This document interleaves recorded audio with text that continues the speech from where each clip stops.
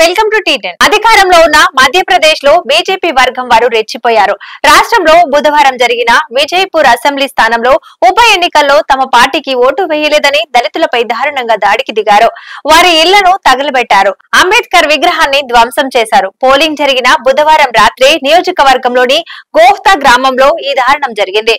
బుధవారం రాత్రి సుమారు 200 మంది బీజేపీ వర్గం దళితులు ఎక్కువగా నివాసం ఉండే గ్రామంపై దండెత్తారు.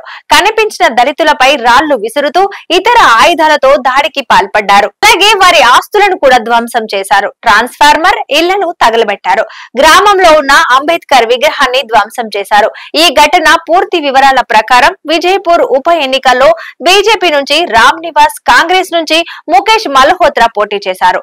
నిజానికి రామ్ నివాస్ గతంలో జరిగిన అసెంబ్లీ ఎన్నికల్లో కాంగ్రెస్ నుంచి పోటీ చేసి విజయం సాధించారు.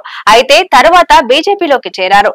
రాష్ట్ర మంత్రి వర్గంలో అటవీ శాఖ సహాయ మంత్రి పొందారు. అయితే నిబంధనల ప్రకారం ఎమ్మెల్యే పదవికి కాంగ్రెస్ కు రాజీనామా చేశారు.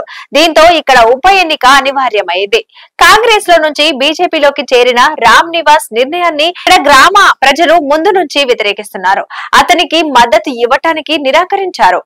దీంతో ఎన్నికకు 2 రోజుల ముందు కూడా బీజేపీ వర్గం ఓటర్లను బెదిరించడానికి ప్రయత్నించారు. తుపాకీతో కాల్పులకు తెగబడ్డారు.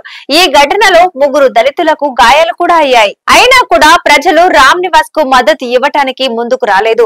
బుధవారం జరిగిన పోలింగ్ లో బీజేపీకి అనుకూలంగా ఓటు వేయలేదని ఆ పార్టీ వారు రాత్రి గ్రామంపై దండెత్తారు. విధ్వంసం సృష్టించారు. ఈ ఘటనతో గ్రామానికి చేరుకున్న పోలీసులు గ్రామంలో మోహరించారు. భద్రత పెంచారు. బీజేపీ వర్గం దాడులపై దళితులు ఫిర్యాదు చేశారు. అయితే ఇప్పటి వరకు ఒక్కరిని కూడా పోలీసులు అరెస్టు చేయలేదు. ఇదే వాళ్ళ న్యూస్. చూస్తూనే ఉండండి టీ10.